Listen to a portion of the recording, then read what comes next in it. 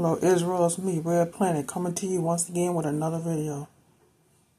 This is Fair Use Woodward TV. Let's see what he has to say.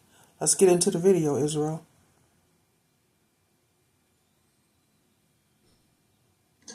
In 1984, James Cameron introduced the world to the Terminator. It was a vision of a future where machines rise against humanity. What once seemed like pure science fiction has now become dangerously close to reality. Today, we have robots capable of learning, adapting, and even making decisions without human intervention. Well, you know they got AI for everything. And pretty much robots are doing in and everything. Even our jobs, Israel, taking over. Just like in iLegend or iRobot. iRobot. Was taking over, doing everything. And then eventually they turned on him. And they was trying to kill him. Ain't that's what's going on right now, Israel? They even got animals, dogs, robots, patrolling the streets. AI is pretty much taking over everything. Our jobs, doing the things that we used to do or doing. Because you don't have to pay a robot to do anything. Robot don't need a day off. They're on vacation time. They don't call in sick.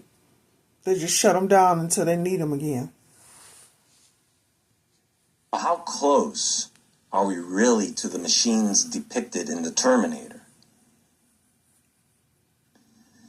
Japanese scientists made robot face with living skin that can smile.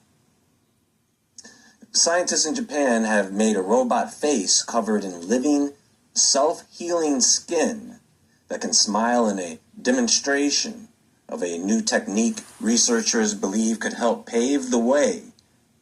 Now I wonder where they get that human skin from. Wonder where they got that human skin from, Israel. Trying their best to make these robots or AI, artificial intelligence, to look as human as possible. So I wonder where they get that skin from. For lifelike biohybrid humanoid robots in the future. Now, in the Terminator, we are given a brief history, a brief story about how and why Terminators came into existence. In the Terminator universe, Skynet created the T-800 as part of its plan to exterminate humanity during the future war between humans and machines. Now, Skynet was an artificial intelligence system originally designed for military defense purposes. Once it became self-aware, it identified humanity as a threat to its own existence, and so it initiated a nuclear war, what the films call Judgment Day, so that it could wipe out most of the human population. The remaining humans, led by John Connor, formed a resistance. So to deal with the resistance, Skynet developed different types of robotic killing machines, including the T-800 Model 101, Arnold Schwarzenegger. The T-800 was designed to be an infiltration unit. It had realistic synthetic skin, blood, and tissues over a metal endoskeleton, allowing it to blend into human populations. It could learn, adapt, and follow complex orders. Its metal endoskeleton made it extremely durable in combat, and by mimicking humans, it could create fear and distrust among the survivors. So the idea behind the T-800 was not just to kill humans, but to replace them from the inside out. And so anytime someone wanted to form a resistance, it would be broken up by a Terminator that infiltrated the group. When the group thought that the person was on their side, thus making it harder for the resistance to tell who was their friend and who was their enemy.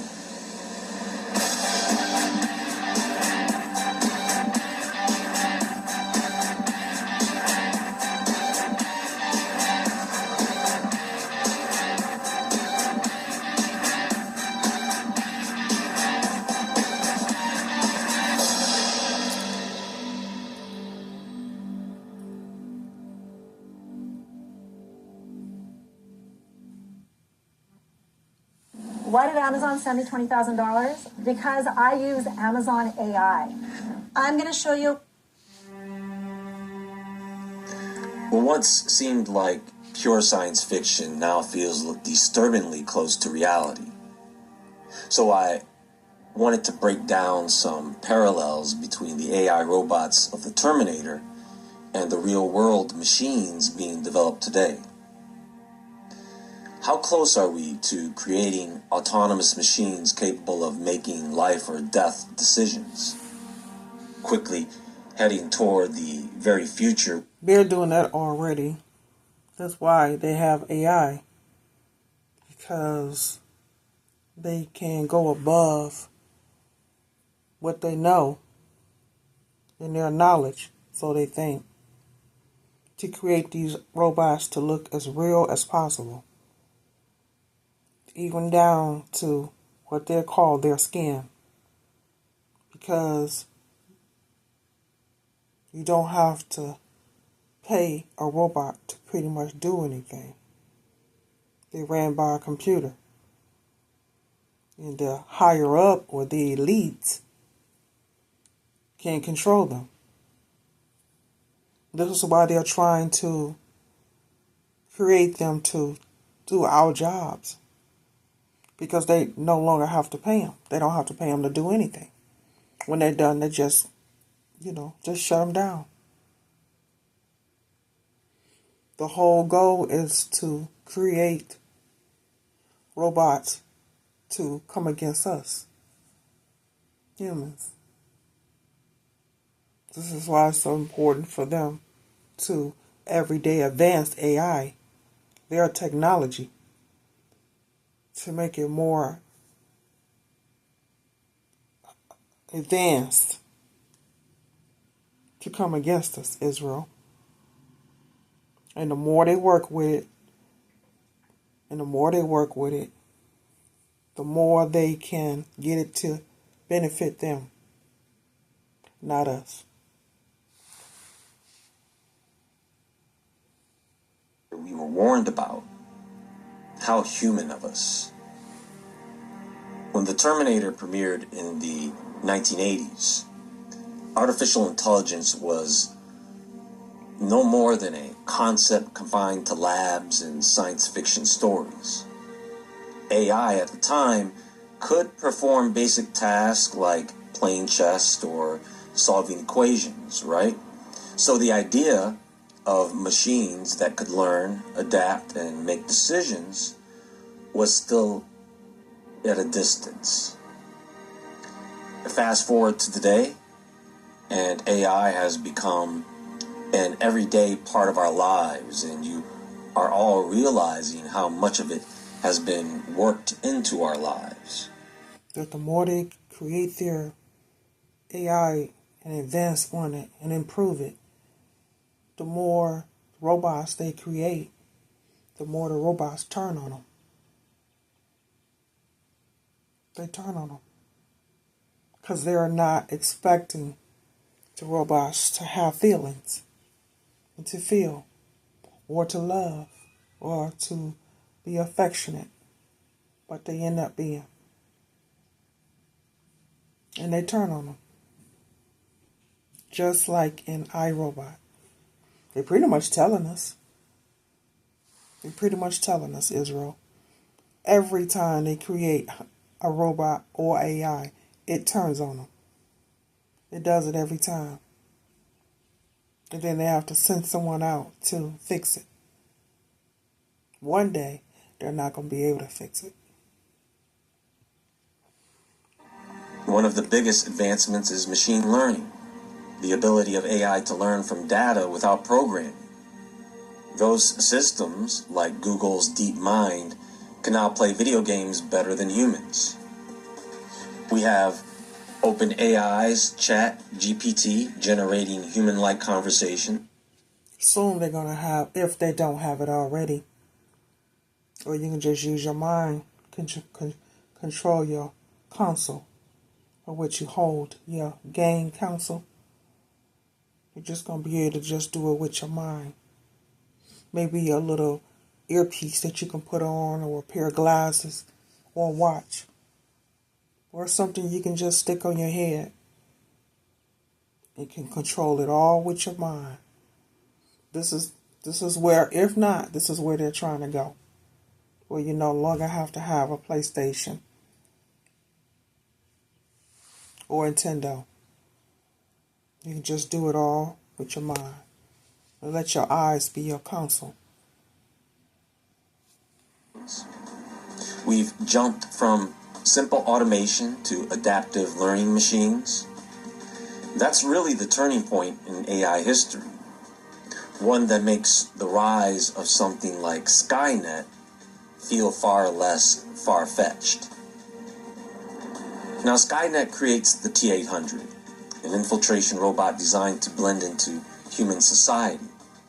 While no robot today matches the T-800 in appearance and lethal capabilities, most of you have seen the demonstrations, and you can see we're getting closer than some may think.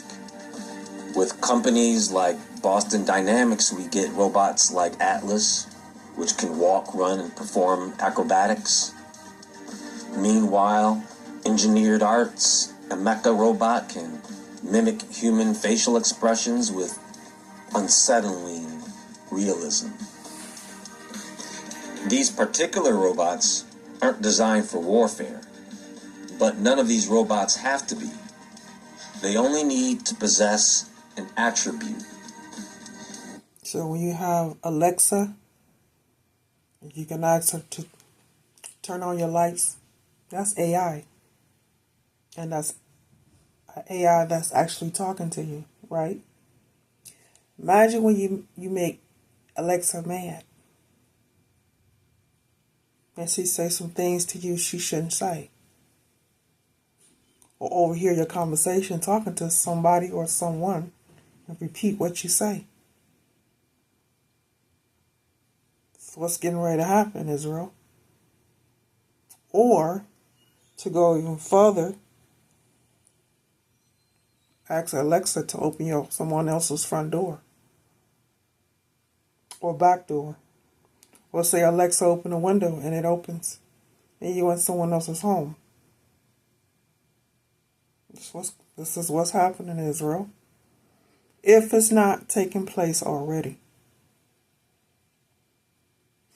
But to make Alexa or Google say the wrong thing, make them mad, not a good thing. Because in the film, Skynet doesn't create Terminators until after the Judgment Day, which means that the components needed to mass produce Terminators was already there. On the military side, autonomous drones and robots are already being deployed. The U.S. military uses AI-controlled drones for reconnaissance and target. Okay, so why can't they create AI robots to go to war? Why do they need us? Can't you just create a bunch of AI robots to fight in a war? Because you can't kill them. It takes a computer to disable them, to stop them. So why can't they use them to go to war? This is their war. Why can't they use robots to fight against them? Why do they need us? Have a better chance with robots. Because they seem to be unstoppable. Targeted airstrikes. And you have companies like Milram Robotics building unmanned ground vehicles capable of carrying weapons. Now these machines don't think for themselves yet, but they can follow complex instructions and adapt to battlefield conditions. Now, the thing that separates today's AI from Skynet is self-awareness. The point where AI begins to think independently.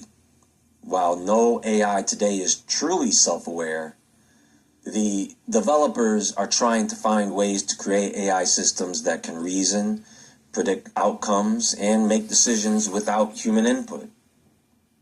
They're doing that already. They're far way advanced than we are, just like China and Russia, Japan, far in advance than we are. So that's happening right now. They're actually doing that. We're just not just catching on to it. The question is, how long before those systems cross the line from tools to autonomous entities? Science fiction has always acted as a mirror to society's hopes and fears. From The Matrix, Westworld, stories all warning us about AI and the dangers of unchecked technology. But are we paying attention? The Terminator wasn't just an action movie, maybe soon to be a documentary. It was a cautionary tale. It's just one of those examples of what possibly happens when we give too much power to machines. But even with those warnings, companies and governments continue to pour billions into developing. Because they figure if they create AI, then they have control over AI. To get AI or robots or anything that they create to have anything to do with a chip, they figure they can control it to do what it wants it to do, because robots don't talk back. They just do what they told. They do whatever that computer tells them to do. And they make it look so lifelike, like so real. Trying to replace us, Israel. To say, well, they have no need for our services because now a robot can do it. But I made a video before that they can get a robot at a cashier, gas station, hospital, police station, fire station. They're not going to need us in a minute, Israel, because the robots can do it, which means we'll be out of job. Because you can get a robot to take people's medicine. You can get a robot to draw blood. This is what they're trying to teach the robots to do, using AI. Now they're going to be having a robot have surgery, can do surgery, where they no longer need doctors. Can have a robot to put out a fire, so they no longer need fire people. In a minute, they're going to have robots to teach, so they're no longer going to need a teacher.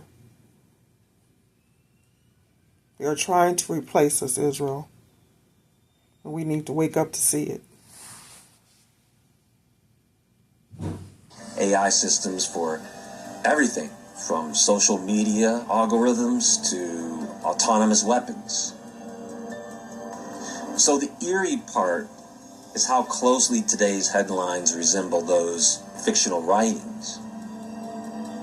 In 2023, the United Nations even called for a ban on autonomous weapons, warning that AI-powered machines could be used to make life or death decisions without human intervention. But as we've seen throughout history, I wouldn't be surprised if you call for an ambulance or police and you see a robot pull up and get out the car to treat whatever the problem is. And you looking like you don't want a robot to deal with the situation, but this is what's coming to you. Every time you call, you got a robot coming out. all ran by someone else higher up who's pushing buttons to get that robot to do what they want them to do. This was coming, Israel, if it's not happening already. You see, you walk down the street and see robots patrolling the streets, especially when they do, what do you call it, a martial law. You're going to see robots. You're going to see robots. Because even though a bullet can pretty much damage a robot, all they got to do is repair a part. And it's back good as new.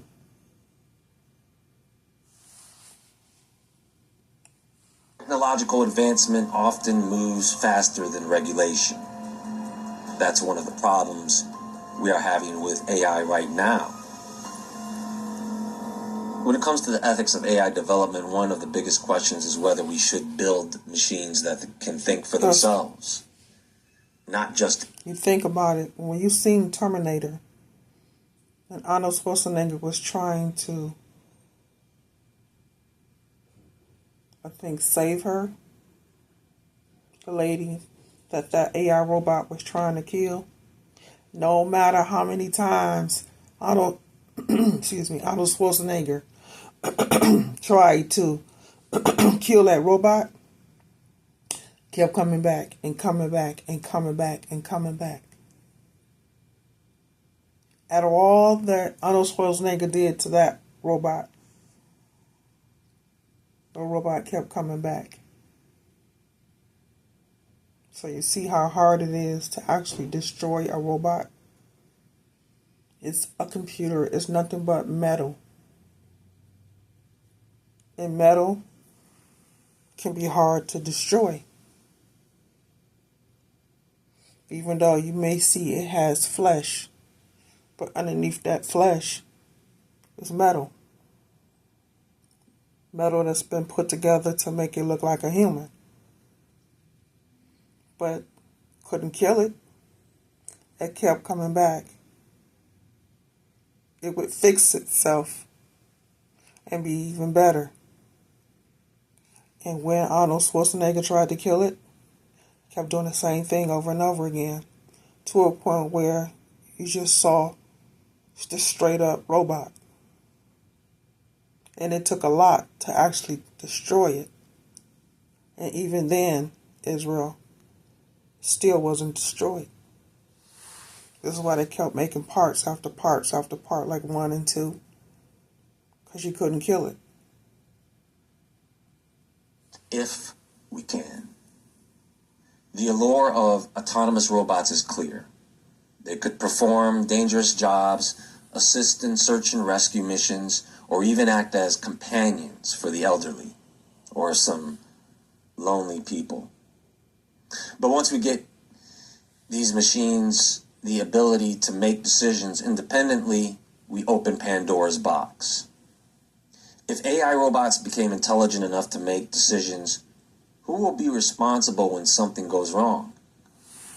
What happens if autonomous military drones make a lethal mistake, or if an AI system prioritizes efficiency over human life? That's what's taking place now. This is why every time they mess up, they try to improve it to make it better so it doesn't. Always malfunctions, Israel. Prime example is Terminator 1 and 2. Prime example is iRobot.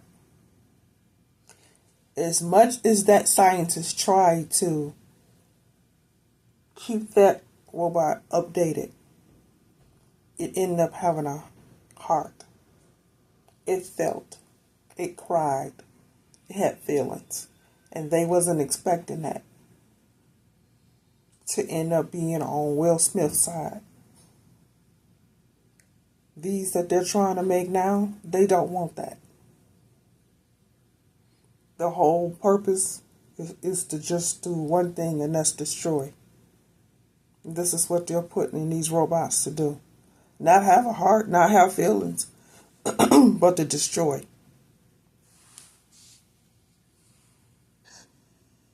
These are questions with no clear answers. And that's the scariest part if no one knows for sure. Now look at this timing on this article here. The 2025 Terminator, lab-grown muscle brings biohybrid robot hand to life. A groundbreaking development has come from researchers at the University of Tokyo and Waseda University in Japan. They've created a biohybrid hand, a fusion. See, a biohybrid hand. See what I'm saying when they said it each and every time. They try to improve it. Make it better. Better than they made the last. Improving it. On whether it's the hands, the fingers, the arms. But at the end of the day, it's still a robot. It's still a robot. Being controlled by someone. With a computer or a tablet. Telling it what it can do. What it can't do. It doesn't move if the computer doesn't make it move. It just sits there. Waiting. Waiting on someone to tell it what to do. And it will continue to sit there and not move until something happens. Israel. Of lab-grown muscle tissue and mechanical engineering, capable of gripping and making gestures. This innovation paves the way for a new generation of robotics with diverse applications. While soft robots and advanced prosthetics are becoming increasingly common, the combination of living tissue and machines is still relatively rare. The field of biohybrid science is in its infancy, with only a few examples, such as artificial fish powered by human heart cells, or robots using locust ears for hearing. This new biohybrid hand represents a significant step forward in the practical application of this technology. So this is where we are right now and the possible future we are headed into. There doesn't seem to be enough indicators to suggest that we... So what about if they're creating these robots and these lifelike robots, and eventually they have a mind of their own eventually? What happens then? What happens when one leader out of the robot decide, I don't want to do this no more, I'm going to do my own thing, and go and start to do things they would normally do, being not controlled by a computer, actually thinking for themselves, because that's what took place in iRobot. That robot had a mind of his own. It did not want to no more be controlled by a computer. And this is why they turned on them. Get it, Israel? Turned on them. So no matter how many robots that they create, they're going to turn on them. And all it takes is just one.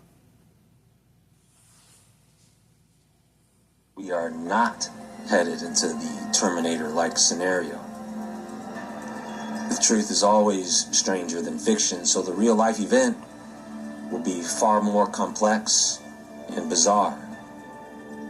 But I guess before we start to worry about Terminator robots, we need to be thinking about Judgment Day. Well, that's all for now, and there is more to come. Check out all my social media links in the description box below. Hit the thumbs up button on your way out, and until next time, folks, stay awake, stay aware, stay safe, and I'll talk to you all soon. Much love, Israel.